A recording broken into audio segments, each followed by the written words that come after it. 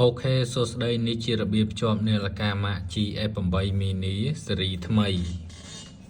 ហើយចំពោះនាឡិកាហ្នឹងពេលយកទៅដបងដាក់សាកថ្មប្រហែលជា4ម៉ោងហើយចំពោះនាឡិកាកុំដាក់សាកថ្មចោលយូរពេកហើយមកពេញវាប្រហែលជា2ម៉ោងអីទេគឺពេញហើយចំពោះខ្សែសាកវាគឺបែបនេះប្រភេទ wireless charge គឺដាក់បាតក្រោយបែបនេះគឺប្រភេទឆក់នេះខាងរៀងផតបន្តិចហ្នឹងអាហ្នឹងបានវាឆក់ចូលបើខាងនេះគឺអត់ឆក់ទេបានន័យថាអត់ចូលទេតើឥឡូវដើម្បីភ្ជាប់តាំងរូបយើងចូល download កម្មវិធីមួយដែលមានឈ្មោះថា Verifit Pro បញ្ជាក់ចំពោះប្រភេទនាឡិកាប្រភេទគ្រឿងអេឡិចត្រូនិកវាបានតែខ្ទាតទឹកត្រូវតិចតួចទេកុំឲ្យត្រូវទឹកខ្លាំងពេកហើយចំពោះថ្មកុំដាក់សាកចោលយូរពេកចំពោះរបៀបភ្ជាប់គឺដូចគ្នាទាំង iOS និង Android គឺរបៀបភ្ជាប់គឺដូចគ្នាទេនេះអាចមើលបានកម្មវិធីនេះ Verifit Pro បើ Android ចូល Play Store ទៅបើ iOS ចូល App Store ឥឡូវខ្ញុំហើយកុំភ្លេចយើងបើក Bluetooth លើទូរស័ព្ទផងឥឡូវទូរស័ព្ទខ្ញុំអត់ទាន់បើក Bluetooth ទេឥឡូវខ្ញុំបើក Bluetooth រួចហើយអញ្ចឹងយើងចូលទៅក្នុង App Verifit Pro ហ្នឹងទៅឥឡូវចូលកន្លែងនេះក៏បានចូលកន្លែងដែលយើង download ហើយក៏បានដែរនេះខ្ញុំទៅ download ចូលមិញទេឥឡូវចូលទាំងអស់គ្នាពេលចូលដំបូងវាចេញត្រង់បែបនេះចុច OK មកបើវាចេញបែបនេះទៀតយើងចុច low មកចុចបើវា load ទៀតចុច low មកហើយកន្លែងនេះវាឲ្យយើងបង្កើត Gmail email ដើម្បីលុបចូលក្នុងកម្មវិធីហ្នឹងឥឡូវខ្ញុំបរៀនអ្នកទាំងអស់គ្នាដើម្បីបង្កើតកម្មវិធី Gmail ចូលតមកយើងចុចគ្លីកកន្លែងនេះមួយមកហើយបើ iOS វាចេញពីបែបនេះឥឡូវយើងយកអក្សរ G ទៅ Google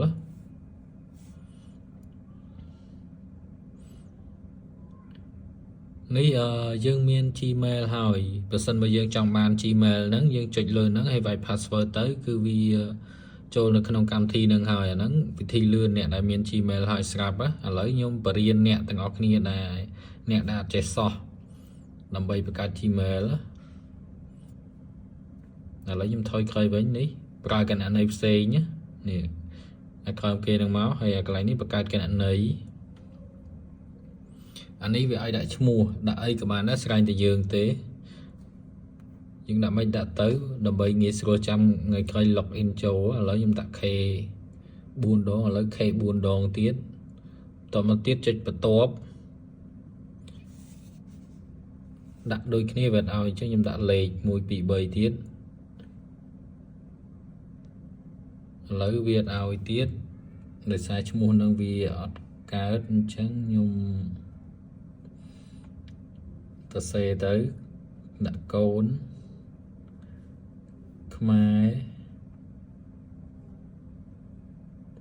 ដាក់1 2 3មកឥឡូវវាឲ្យអត់ឥឡូវកូនខ្មែរ1 2 3វាឲ្យហើយអញ្ចឹងថ្ងៃខែឆ្នាំកំណើតយើងដាក់មិនក៏បានដែរខ្ញុំដាក់ទី12ខែមករាឆ្នាំប្រហែល1995ក៏បាន90ម៉ានក៏បានស្រេចទៅយើងទេអានេះ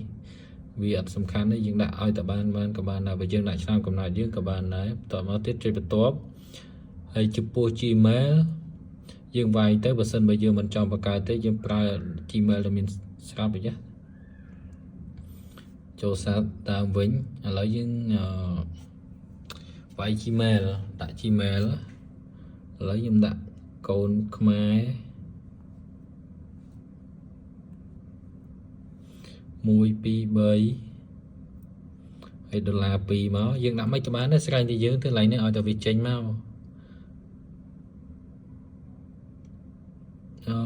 Gmail នេះវាមានហើយអញ្ចឹងវាអត់ឲ្យទេអញ្ចឹងយើងដាក់មិនក៏បានដែរឲ្យតែវា load ឲ្យអញ្ចឹងបើយើងចុច2 3ដងទៅវាអត់ load ឲ្យអាហ្នឹងដោយសារគេមានប្រើប្រាស់អស់ហើយអញ្ចឹងវា load នេះអាចប្រើបានអញ្ចឹងយើងយកអាហ្នឹងមកវាលឿនមិនបាច់ពិបាកញ៉ៃអីទេបើនេះអាច screenshot ទុកមួយទៅក៏បានដែរដើម្បីថ្ងៃក្រោយកុំឲ្យភ្លេចយើងលុបចូលវា load ចេញយើងលុបពិបាកលុបចូលតទៅទៀតយើងចុចបន្ទាប់អាហ្នឹងវា Gmail ឲ្យបង្កើតស្រាប់វាអូតូឲ្យអានេះ password របស់យើងឥឡូវខ្ញុំដាក់យើងដាក់មិនក៏បានស្រ័យតែយើងទេខ្ញុំដាក់កូនលេខ0 ចំពោះ password នេះយើងត្រូវដាក់អក្សរធំពីមុខមួយ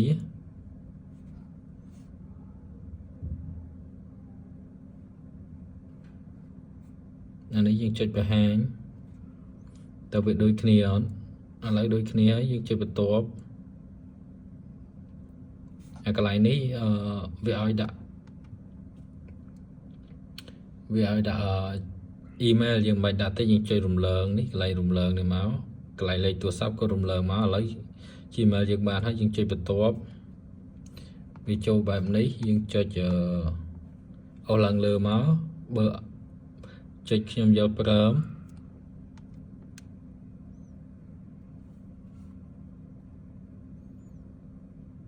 រងចាំតិចទៅវាអូតូចូលខ្លួនឯងហើយដល់ពេលចូលត្រង់បែបនេះវាចុចយើងចុច allow នឹងរហូតមក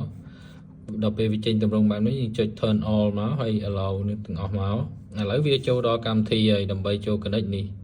connect តាំងរូបចុចលេខនេះមកនេះ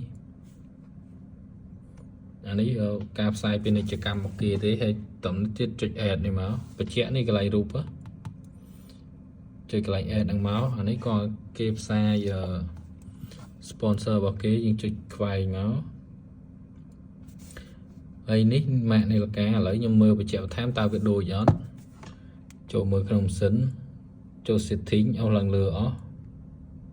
ចូល about 18C9 លេខម៉ាស៊ីនវាឥឡូវនេះហើយចុច connect ទៅ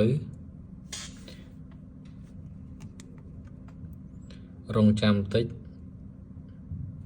តបន្តិចចុច pair ចុច allow ឥឡូវគ្រីសបានហើយចុច OK អានេះលើកដៃបង្ហាញមកទេ ចំពោះ style ទម្រង់កម្មវិធីទាំងអស់នេះយើងអាចដាក់តាំងបានណានេះដើម្បីកន្លែងតាំងរូបនេះយើងចុចលេខនេះមក all deal នេះមកហើយកន្លែងនេះសិតតែយើងទិញយើងរើមើលទៅអាណា free ដែលគេដាក់ free អាហ្នឹងយើងអាច download wallpaper ហ្នឹងបានហើយតែបើយើងចង់តាំងរូបយើងនេះចុចកន្លែង custom ហើយវាចេញរូបបែបនេះចុចអាហ្នឹងមកដល់ពេលវាចេញទៅរូបបែបនេះយើងចុចកន្លែងនេះដើម្បីរើរូបភាពចុច photo album ឥឡូវខ្ញុំតាំងរូបនាឡិកាប្រហោមនេះមួយកុំឲ្យខាតពេលយូរតោះទៀតចុចដានហើយវាអត់តន់លោតចូលនេះទេអញ្ចឹងយើងចុចលើរូបនេះមកបញ្ជាក់កុំចុចសញ្ញាដកតែចុចសញ្ញាដកវាបាត់រូបហ្នឹងហើយតើយើងទៅចូលយកសារថ្មីឥឡូវខ្ញុំរើសពណ៌ខ្ញុំឆ្លាញ់ពណ៌លឿងហើយខ្ញុំចង់ដាក់ឲ្យវាមកម៉ោងនៅក្រោមយើងអូសឡើងនេះយើងចង់ដាក់កដាលក៏បានក្រោមយើងចង់ដាក់ក្រហមក៏បាននេះវាមានពណ៌ចិត្តយើងឆ្លាញ់ពណ៌អីយើងដាក់ពណ៌ហ្នឹងទៅឥឡូវដាក់ពណ៌សក៏បានដែរខ្ញុំតទៅទៀតបើយើងចង់តាំងរូបយើងចុច install មកឥឡូវវាពង install ឈប់ចាំតិច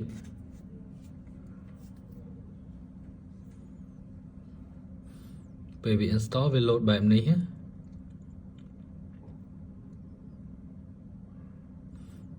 ការ install តាំងរូបគឺលឿនទេបញ្ជាក់ចំពោះនាឡិកាគឺភ្ជាប់បានគ្រប់ទូរស័ព្ទទាំង iOS និង Android គឺភ្ជាប់បានដូចគ្នាបើសិនបើចេះយល់ឡើងណាអាចថតជាវីដេអូឬ screenshot ឆាតចូល page មកដើម្បីសាកសួរខ្ញុំប្រាប់បន្ថែមឥឡូវពេញហើយការតាំងរូបយើងគឺបានហើយ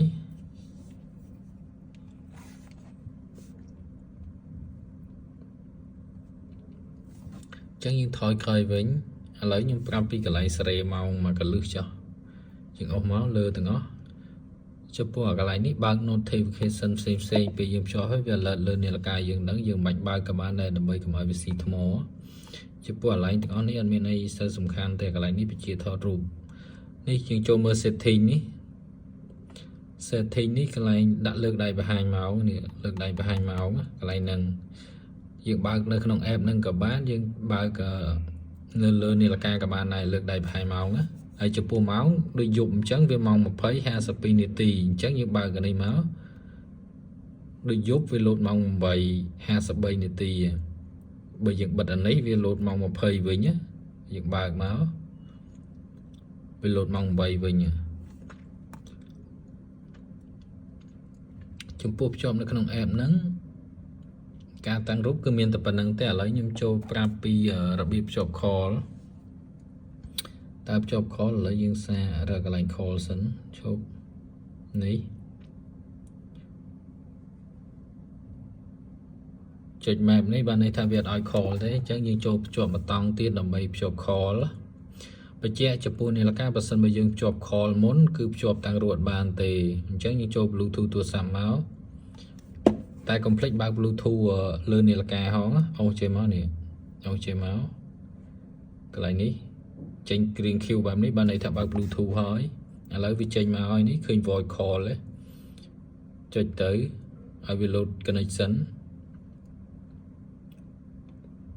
ឥឡូវ connect បានហើយឥឡូវយើងសាកចុច call មើលយើងចុចលេខអីក៏បានដែរបានហើយអានេះខ្ញុំចុច call លេខក៏សាកធ្វើតេស្តឲ្យអ្នកទាំងអស់គ្នាមើលឥឡូវខ្ញុំចុចផ្ដាច់វិញ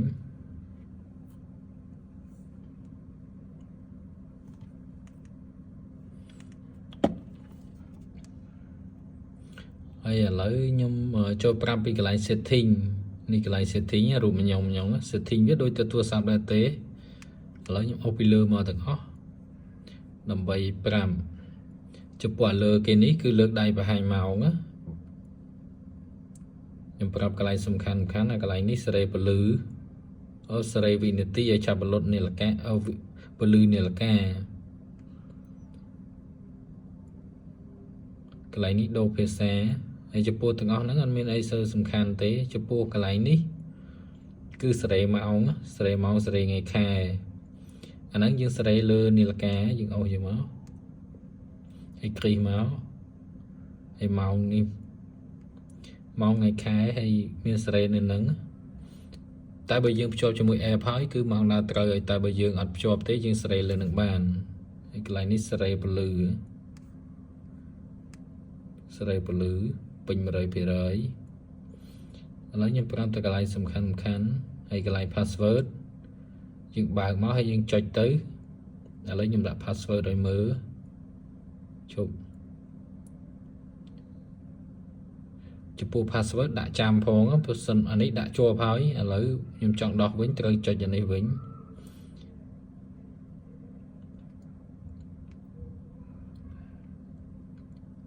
ហើយចំពោះកន្លែង